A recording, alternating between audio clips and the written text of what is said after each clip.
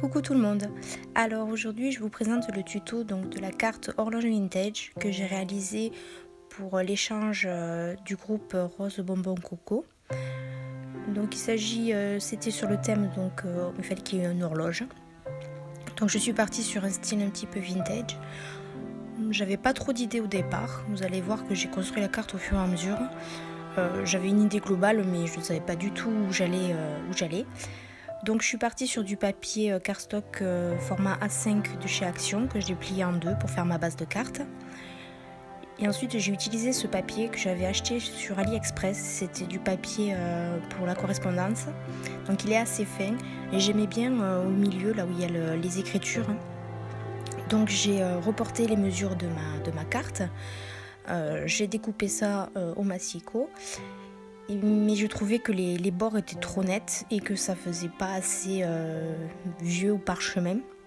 Donc comme vous allez le voir par la suite, j'ai décidé de déchirer les bords du papier sur tout le tour pour lui donner cet aspect un petit peu vieilli et parchemin. Voilà. Donc j'ai fait tout le tour, j'ai essayé de faire attention parce que le papier était tellement fin qu'il se déchirait très facilement. Mais après le rendu, je trouvais ça trop beau.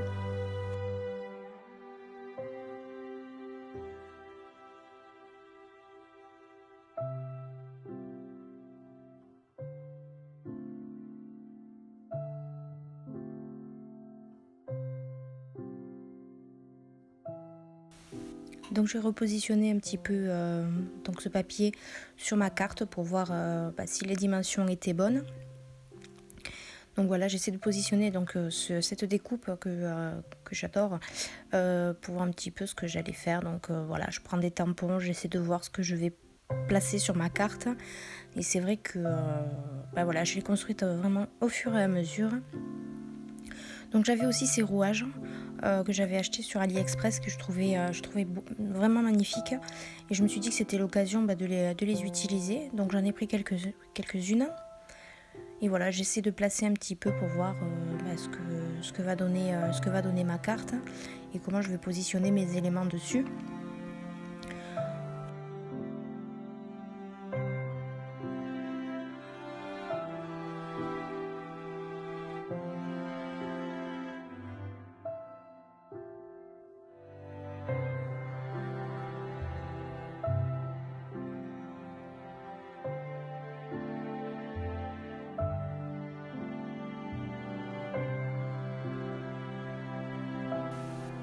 Donc j'ai redéchiré un petit peu mon papier parce que je voulais placer mon sentiment en bas à droite. Donc là je vais utiliser la Distress Vintage Photo pour foncer tous les bords. Je trouve que le rendu est vraiment trop beau. Ça fait vraiment un aspect ancien, vieilli. Donc j'ai fait tout le tour de ce papier. Et voilà, j'aime beaucoup cette encre. Je trouve que pour faire des tamponnages, elle n'est pas super. Mais pour tout ce qui est ancrage de bord de carte ou de papier, elle est super.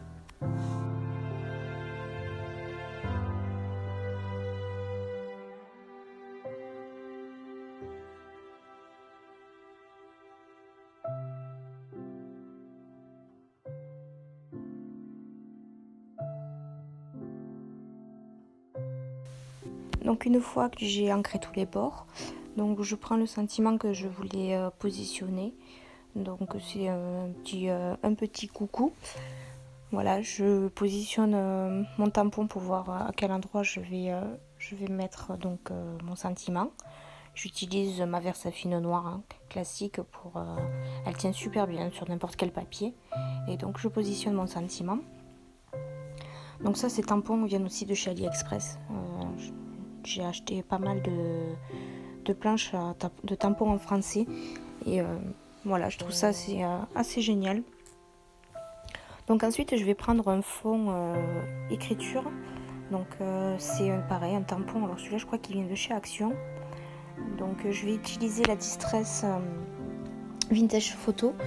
Donc vous allez voir, je vais ancrer tout le fond de ma carte pour lui donner encore un aspect toujours plus ancien.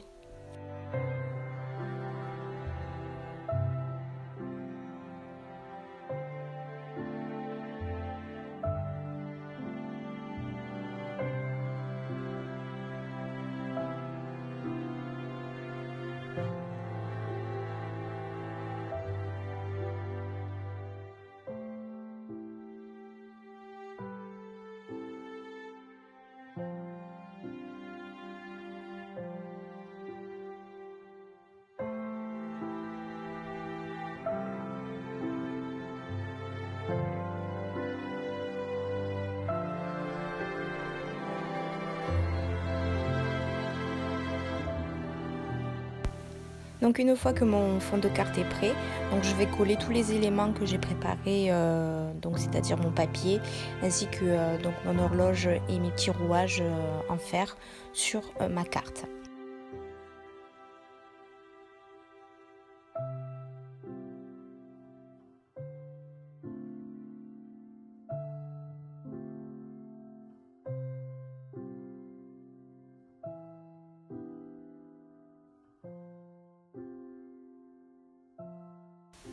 Donc là, je vais corner un petit peu les bords de mon papier pour lui donner un petit peu de relief parce que je trouvais que c'était un petit peu trop plat. Voilà, je trouve que ça ressortait un petit peu mieux comme ça.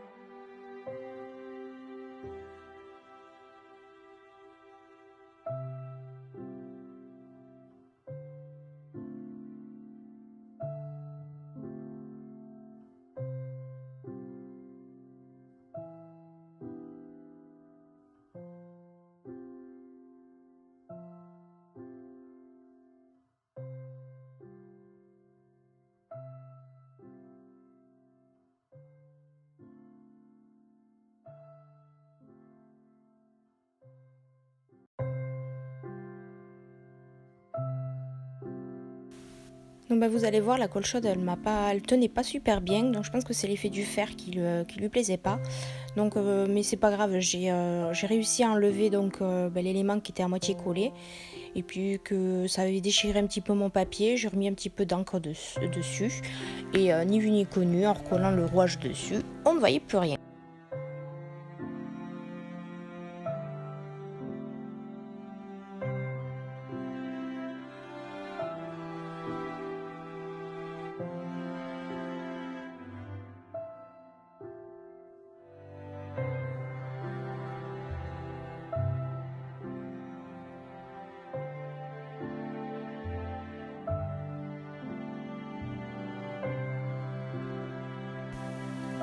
Donc après m'être débarrassée de tous les petits fils que fait la colle chaude, donc je trouvais que la carte manquait un petit peu de relief. Donc j'ai pris un tampon horloge que j'ai donc ancré à la vintage photo. J'ai fait un test sur le côté pour voir un petit peu à quel niveau je voulais que ça se voit. Donc je trouvais que la deuxième impression était plus jolie. Donc j'ai refait pareil et je l'ai mis un petit peu voilà, dans l'angle en haut. Je trouvais que il manquait quelque chose. Et je fais pareil en bas, un petit rappel de cette horloge. Je trouve que ça donne, voilà, ça finissait un petit peu plus ma carte.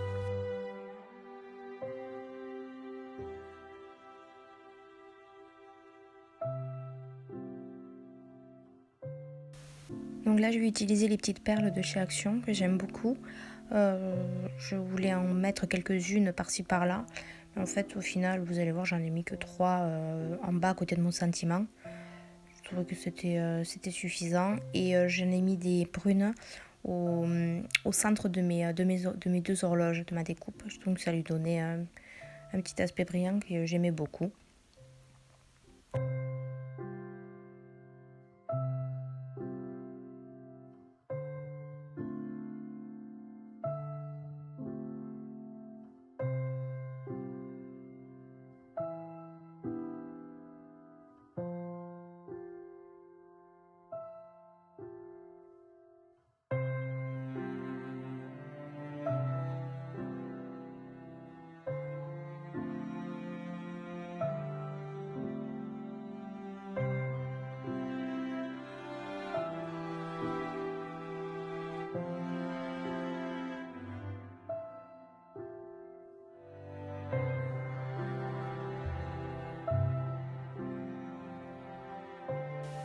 Donc avant d'ancrer tous les bords de ma carte, je vais récupérer le tampon de fond que j'ai utilisé pour l'avant. Donc je vais reprendre le même principe que tout à l'heure avec la vintage photo. Je vais tamponner tout l'arrière de la carte, je trouvais un petit peu vide. Donc je vais faire tout le dos. Je vais utiliser ensuite le tampon horloge avec la Versafine noire que je vais mettre au centre. Et je vais écrire également mon petit nom à l'arrière de la carte. Et ensuite, donc, je vais faire tous mes bords à la vintage photo.